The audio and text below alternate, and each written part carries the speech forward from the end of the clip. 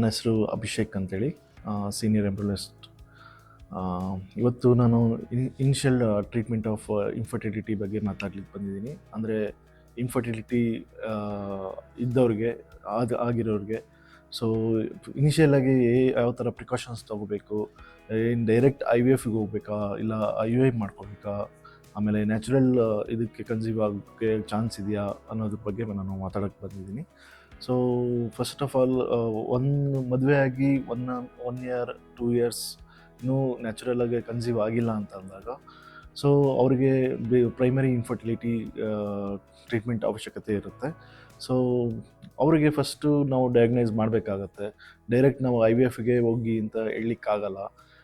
ಐದರ್ male factor ಇರ್ಬೋದು, ಇಲ್ಲ female factor ಇರ್ಬೋದು. ಫಸ್ಟು ನಾವು ಇಬ್ಬರೂ ಕೂತ್ಕೊಂಡು ಕೌನ್ಸಿಲಿಂಗ್ ಮಾಡಿಬಿಟ್ಟು ಯಾವ ಫ್ಯಾಕ್ಟ್ರು ಇಬ್ರಿಗೂ ಡಯಾಗ್ನೈಸ್ ಮಾಡಿಬಿಟ್ಟು ಯಾವುದು ಫ್ಯಾಕ್ಟ್ರ್ ಇದೆ, ಯಾರ್ದು ಮೇಜರ್ ಇನ್ಫರ್ಟಿಲಿಟಿ ಆಗ್ತಾಯಿಲ್ಲ, ಯಾಕೆ ಆಗ್ತಾಯಿಲ್ಲ ಅನ್ನೋದನ್ನು ಅವರಿಗೆ ತಿಳಿಸ್ಕೊಡ್ಬೇಕಾಗತ್ತೆ. ಇಬ್ರಿಗೂ ಡಯಾಗ್ನೈಸ್ ಮಾಡಿಬಿಟ್ಟು ಫಿಮೇಲಲ್ಲಿ ನಾವು ಎಗ್ ಹೇಗೆ ಡೆವಲಪ್ ಆಗ್ತಾಯಿದೆ ಅನ್ನೋದನ್ನು ನಾವು ಫಸ್ಟು ಅಲ್ಟ್ರಾಸೌಂಡ್ ಸ್ಕ್ಯಾನಿಂಗಲ್ಲಿ ನಾವು ಚೆಕ್ ಮಾಡಬೇಕಾಗತ್ತೆ. ಸೊ ಎಗ್ ಡೆವಲಪ್ ಆಗಲಿಕ್ಕೆ ಸಮ್ LH ಹಾರ್ಮೋನ್ಸ್ ಇರ್ಬೋದು, FSH ಹಾರ್ಮೋನ್ಸ್ ಇರ್ಬೋದು. ಈಗ ಎಗ್ ಕ್ವಾಲಿಟಿಗೆ AMH ಇರ್ಬೋದು, ಆ್ಯಂಟಿಮ್ಯುಲರಿನ್ ಹಾರ್ಮೋನ್ ಅಂತ ಹೇಳ್ತೀವಿ. ಸೊ ಈ ಹಾರ್ಮೋನ್ ಅದೆಲ್ಲ ನಾವು ಡಯಾಗ್ನೈಸ್ ಮಾಡಿಬಿಟ್ಟು ಯಾವ್ಯಾವ ಲೆವೆಲಲ್ಲಿದೆ ಅನ್ನೋದು ಎಲ್ಲ ನಾವು ಡಯಾಗ್ನೈಸ್ ಮಾಡಿಬಿಟ್ಟು ಅವ್ರದ್ದು ಹೇಗೆ ಎಗ್ ಡೆವಲಪ್ ಆಗ್ತಿದೆ, ಫಾಲಿಕ್ಯುಲರ್ ಸ್ಟಡೀಸ್ ಎಲ್ಲ ನಾವು ಮಾಡಿಬಿಟ್ಟು ಅವರಿಗೆ ನಾವು ತಿಳಿಸ್ಕೊಡ್ಬೇಕಾಗತ್ತೆ. ಸೊ ಹಾಗೆಯೇ ಮೇಲ್ ಫ್ಯಾಕ್ಟ್ರಲ್ಲಿ ನಾವು ಸೆಮೆನ್ ಅನಾಲಿಸಿಸ್ ನಾವು ಮಾಡಬೇಕಾಗತ್ತೆ. ಸೊ ಸೆಮೆನ್ ಅನಾಲಿಸಿಸಲ್ಲಿ ಹೇಗೆ ಕೌಂಟ್ ಎಷ್ಟಿದೆ, minimum count 20 million per ml ಇರಬೇಕಾಗತ್ತೆ. ಸೊ ಮೊಟಿಲಿಟಿನೂ ಮೋರ್ ದ್ಯಾನ್ 42% ಇರಬೇಕಾಗತ್ತೆ. ಅದರಲ್ಲಿ ಎಷ್ಟು ರ್ಯಾಪಿಡ್ ಇದೆ, ಎಷ್ಟು ಸ್ಲಗ್ಗಿಶ್ ಇದೆ, ಆಮೇಲೆ ಮಾರ್ಫಾಲಜಿ ಹೇಗಿದೆ, ಅದೂ ಇನ್ಫರ್ಟಿಲಿಟಿಗೆ ಮೇಯ್ನ್ ಕಾರಣ ಆಗುತ್ತೆ, ಚೆನ್ನಾಗಿಲ್ಲ ಅಂತ ಹೇಳಿದ್ರೆ.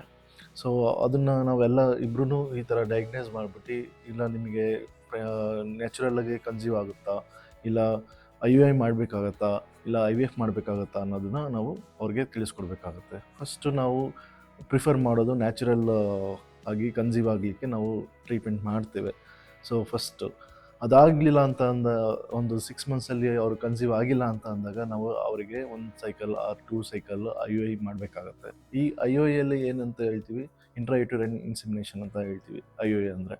ಸೊ ಇಲ್ಲಿ ಏನು ಮಾಡ್ತೀವಿ ಅಂತ ಹೇಳಿದ್ರೆ, ನ್ಯಾಚುರಲಾಗಿ ಹೇಗೆ ಸ್ಪಮ್ ಹೋಗ್ಬಿಟ್ಟು ಎಗ್ಗೆ ಪೆನೆಟ್ರೇಟ್ ಆಗುತ್ತೆ. ಸೊ ಇಲ್ಲಿ ನಾವು ಸ್ಪಮ್ ತೊಗೊಂಡು ವಾಶ್ ಮಾಡಿಬಿಟ್ಟು ಅದರಲ್ಲಿರೋ ಎಲ್ಲ ಕಂಟೆಂಟ್, ಅಂದರೆ ಡೆಡ್ ಸ್ಪಮ್ಸ್ ಆಗಿರ್ಬೋದು, ಸ್ಲಗ್ಗಿಶ್ ಸ್ಪಮ್ಸ್ ಆಗಿರ್ಬೋದು, ಎಲ್ಲನೂ ಸಾರ್ಟೆಡ್ ಔಟ್ ಮಾಡಿ ಬರೀ ಮೊಟೈಲ್ ಸ್ಪಮ್ಸನ್ನು ತೊಗೊಂಡು ನಾವು ಅವರಿಗೆ ಇನ್ಸಿಮಿನೇಟ್ ಮಾಡ್ತೇವೆ ಎಗ್ ಓವ್ಯುಲೇಷನ್ ಟೈಮಲ್ಲಿ. ಸೊ ಇದು IUI ಪ್ರೋಸೆಸ್, ಈ ಥರ ಮಾಡ್ತೇವೆ. IUIಯಲ್ಲಿ ಸೆಕೆಂಡ್ ಟೈಮ್ ಮಾಡ್ತೇವೆ, ಅದರಲ್ಲೂ ಆಗಲ್ಲ. ಸೊ ಅಂದಾಗ ಮಾತ್ರ ನಾವು ಅವರಿಗೆ IVFನ ಪ್ರಿಫರ್ ಮಾಡ್ತೇವೆ. ಈಗ IUIಯಲ್ಲಿ ನಾವು ನೋಡೋದಾದರೆ 15 to 20% ಓವರಾಲ್ ವರ್ಲ್ಡ್ ವೈಡ್ ಇದೆ ಪಾಸಿಟಿವ್ ಥಿಂಗ್.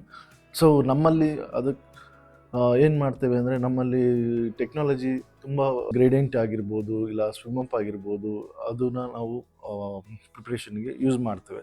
ಇಲ್ಲ ತುಂಬ ಸಿವಿಯರ್ ಇದಿತ್ತು, ಇಲ್ಲ ನಮಗೆ IUIಯಲ್ಲೇ ನಮಗೆ ಸಕ್ಸಸ್ ಮಾಡಿಕೊಡಿ ಅಂತ ಅಂದಾಗ, ಅಂಥ ಪೇಷಂಟ್ಸಿಗೆ ನಾವು ಸೆಲ್ ಸಾರ್ಟರ್ ಅಂತ ಒಂದು ಡಿವೈಸ್ ಇದೆ, ಅದನ್ನು ಯೂಸ್ ಮಾಡಿಬಿಟ್ಟು ನಾವು ಅದನ್ನು ಯೂಸ್ ಮಾಡ್ತೇವೆ ಸ್ಪಮ್ಸ್ ತೊಗೊಂಡು.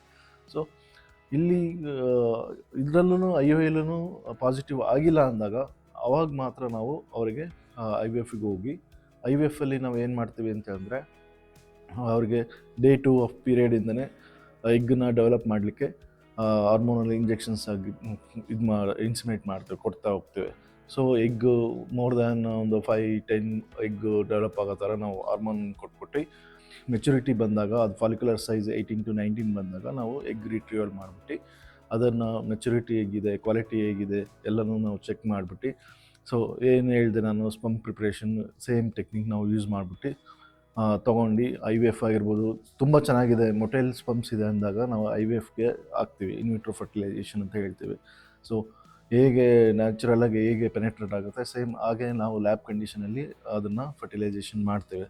ಇನ್ನೊಂದು ಟೆಕ್ನಿಕ್ ಅಂದರೆ ICSI ಅಂತೇಳಿ ಮಾಡ್ತೇವೆ. ಸೊ ಕೆಲವೊಬ್ಬರಿಗೆ ಸ್ಪಮ್ಸು ತುಂಬ ಲೋ ಇರ್ಬೋದು, ಇಲ್ಲ ತುಂಬ ಟೆಟ್ರೋಸ್ಪಮಿಯನ್ ಅಂದರೆ ಅಬ್ನಾರ್ಮಲ್ ಸ್ಪಮ್ಸ್ ಜಾಸ್ತಿ ಇರ್ಬೋದು. ಅಂಥ ಪೇಷಂಟ್ಸ್ಗೆಲ್ಲ ನಾವು IMSI ಅಂತೇಳಿ ಮಾಡ್ತೇವೆ. ಸೊ ಈ IMSIಲಿ ಏನು ಮಾಡ್ತೀವಿ ಅಂದರೆ ಮಾರ್ಫಾಲಜಿಕಲಿ ಸೆಲೆಕ್ಟ್ ಮಾಡ್ತೇವೆ ಸ್ಪಮ್ಸ್ನ. ಹೆಡ್ಡು ಹೇಗಿದೆ, ಆ್ಯಕ್ರೋಸೋಮಲ್ ಲೊಕೇಟೆಡ್ ಚೆನ್ನಾಗಿದೆಯಾ, ಆಮೇಲೆ ಮಿಡ್ ಪೀಸ್ ಚೆನ್ನಾಗಿದೆಯಾ, ಟೈಲ್ ಚೆನ್ನಾಗಿದೆಯಾ ಎಲ್ಲ ಚೆಕ್ ಮಾಡಿಬಿಟ್ಟು ಆ ಸ್ಪಮ್ನ ಸೆಲೆಕ್ಟ್ ಮಾಡಿಬಿಟ್ಟು ನಾವು ICSI ಮಾಡ್ತೀವಿ. ಸೊ ಈ ಥರ ಒಂದು ಇನ್ಫರ್ಟಿಲಿಟಿ ಪ್ರೋಸೆಸ್ನ ನಾವು ಇನ್ಫರ್ಟಿಲಿಟಿ ಪೇಷಂಟಿಗೆ ಒಂದು ಹೆಲ್ಪ್ ಆಗೋ ಥರ ಈ ಥರ ಪ್ರೋಸೆಸ್ ಮಾಡ್ತೇವೆ.